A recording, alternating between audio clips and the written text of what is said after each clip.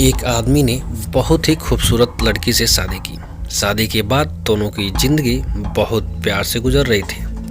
वह उसे बहुत चाहता था और उसकी खूबसूरती की हमेशा तारीफ किया करता था। लेकिन कुछ महीनों के बाद लड़की चर्म रोग यानी कि स्किन डिसीज से ग्रसित हो गई और धीरे धीरे उसकी खूबसूरती जाने लगी। खुद को इस तरह देख उसके मन में डर समाने लगा कि यदि वह बदसूरत हो गई तो उसका पति उससे नफरत करने लगेगा और वह उसकी नफरत बर्दाश्त नहीं कर पाएगी। इसी बीच एक दिन पति को किसी काम से शहर से बाहर जाना पड़ा।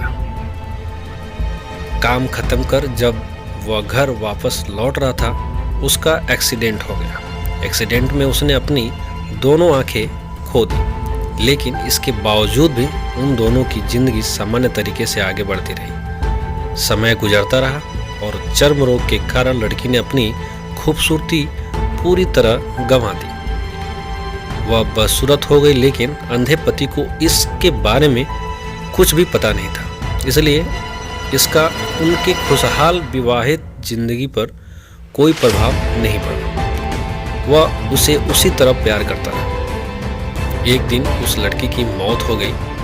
पति अब अकेला हो गया था। वह बहुत दुखी था।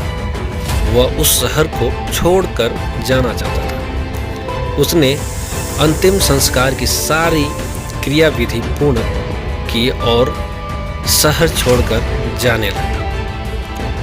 तभी एक आदमी ने पीछे से उसे पुकारा और पास आकर कहा, अब तुम बिना सहारे के अकेले कैसे चल पाओगे?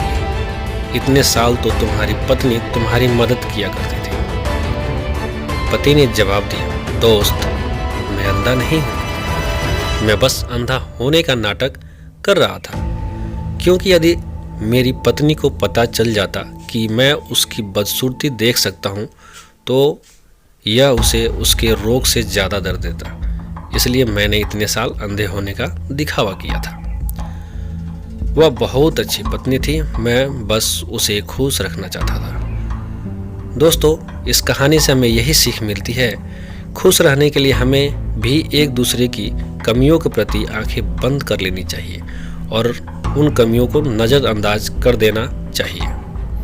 दोस्तों, यह कहानी कैसे लगी कमेंट के माध्यम से हमें बता सकते हैं।